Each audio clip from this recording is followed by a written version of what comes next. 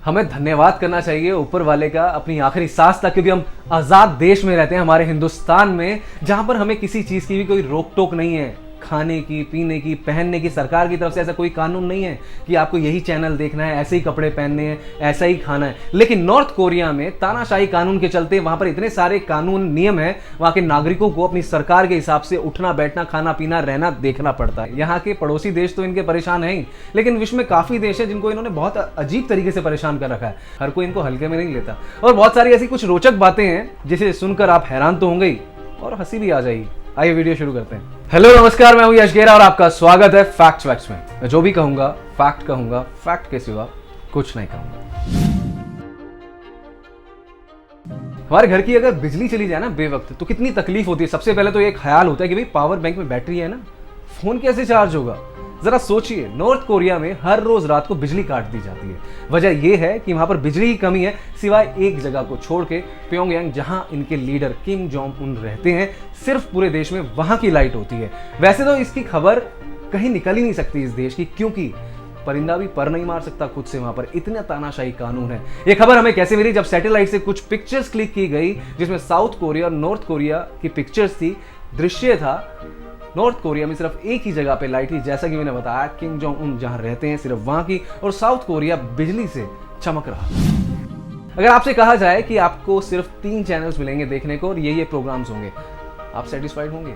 वैसे कर तो कुछ भी नहीं सकते, क्योंकि जहां पर ये हो रहा है वो भी कुछ नहीं कर पा रहे हैं। मैं बात कर रहा हूं नॉर्थ कोरिया की। वहां का जो कानून है तानाशाही, हम सब जानते हैं, और उस कानून का उसकी मीडिया पर इतना नियंत्रण है कि वहां सिर्फ 3 चैनल्स हैं, और उन 3 चैनल पे सारे प्रोग्राम जो भी आते हैं उसका भी सरकार का नियंत्रण है। उन प्रोग्राम्स पे क्या दिखाया जाएगा, क्या नहीं दिखाया जाएगा, आप क्या देखेंगे, वो भी कंट्रोल में है। गलती और गुनाह में एक थिन लाइन का डिफरेंस होता है, और वो बहुत ही कीमती होता है, जिसके लिए बहुत कुछ खो देना पड़ता है।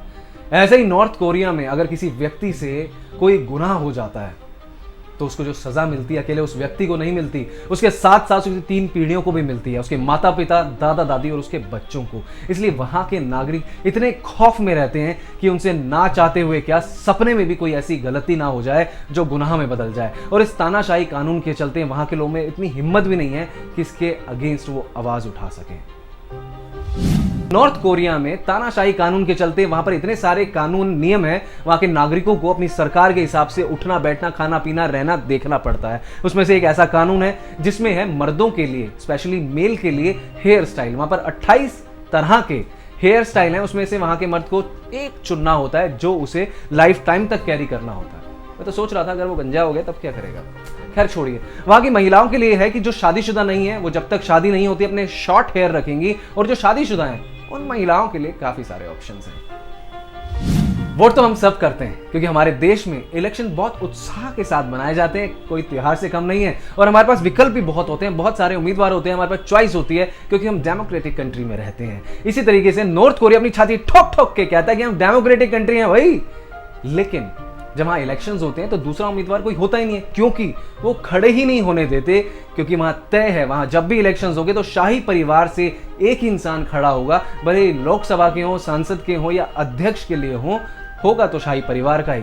कैसा लगा मेरा मजाक? मैं मजाक नहीं कर रहा हूं, ये सच है, क्योंकि वहां पर तानाशाही कानून चलता है तो शाही परिवार से ही खड़ा होगा, नागरिकों के पास कतई कोई ऑप्शन नहीं है।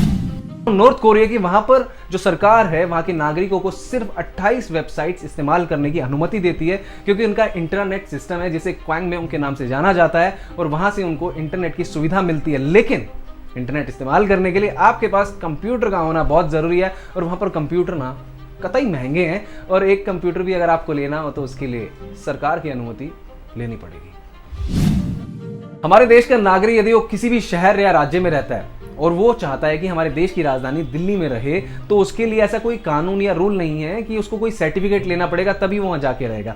आसानी से कोई भी इंसान वहां घर खरीद के या किराए पे लेकर रह सकता है। लेकिन नॉर्थ कोरिया में ऐसा बिल्कुल भी नहीं है। वहां के देश की राजधानी प्योंगयांग में यदि कोई व्यक्ति रहना चाहता है आकर बाहर से, तो उसके लिए उसको सरकार से अनुमति लेनी पड़ेगी। और यदि वहां पर वो कोई गाड़ी चलाता है और चलाते वो गाड़ी गंदी है, तो उसके लिए उसको भारी रकम में जुर्माना भी भरना पड़ेगा। और यदि वो राजधानी से गाड़ी बाहर लेके जाना चाहता है तो उसके लिए सरकार से उसको अनुमति लेनी पड़ेगी। उसका उसको ट्रैवल सर्टिफिकेट लेना पड़ेगा, तभी वो राजधानी से बाहर कदम रख सकता है। आपका फेवरेट जीन्स का कलर कौन सा है? ब्लू? मेरा भी है। फॉरएवर इन है ये कलर, हमेशा हर किसी को पसंद आता है। लेकिन क्या आप जानते हैं नॉर्थ कोरिया के लोग ब्लू कलर की जीन्स नहीं पहन सकते, कतई घिनौना अपराध है, क्योंकि वहां का कानून, वहां की सरकार का मानना है कि ब्लू कलर की जीन्स जो है अमेरिकी साम्राज्यवाद का एक रूप है। इसलिए यदि आप नॉर्थ कोरिया में रहते हैं तो ब्लू कलर की जीन्स कतई ना पहने। जो वहां रहते हैं हमारा वीडियो तो देख ही नहीं सकते, क्योंकि ये तो वहां जाएगा ही नहीं।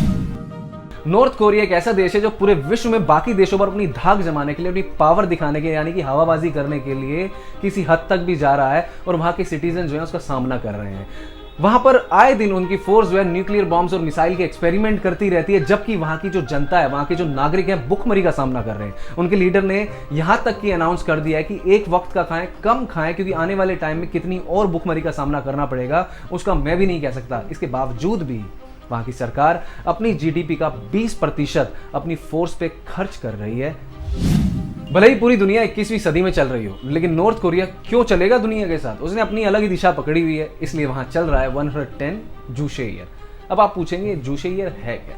एक्चुअली ये जूशे कैलेंडर है जो नॉर्थ कोरियन लोग इसको फॉलो करते हैं, और ये शुरू हुआ 15 अप्रैल 1912 को, और इस दिन जन्मदिन होता है वहाँ के फॉर्मर प्रेसिडेंट और इसके फाउंडर का, जिनका नाम है किम इल संग। इसलिए वहाँ के लोग इसको इस्तेमाल करते हैं, और आज 110 जूशे ईयर वहाँ पर है, तो हम पूरी दुनिया 2022 में है। समझे आप? पूरा वीडियो देख के आप समझ गए होंगे कि नॉर्थ कोरिया में किस तरह के कानून और नियम है। वहाँ सांस लेने के लिए भी आपको नियम के साथ ही चलना पड़ेगा। तो जो हिंदुस्तान में रहते हैं, एक आज़ाद देश में रहते हैं, खुल के सांस ले सकते हैं, तो कहिए भारत माता की जय, वंदे मातरम। जल्दी आऊंगा एक नई वीडियो के साथ बहुत ही इंटरेस्टिंग और अमेजिंग फैक्ट्स लेकर। तब तक के लिए जुड़े रहिए हमारे चैनल के साथ, जिसका नाम है फैक्ट्स वैक्स। अपना ख्याल रखें, जल्दी मिलूंगा। Take care.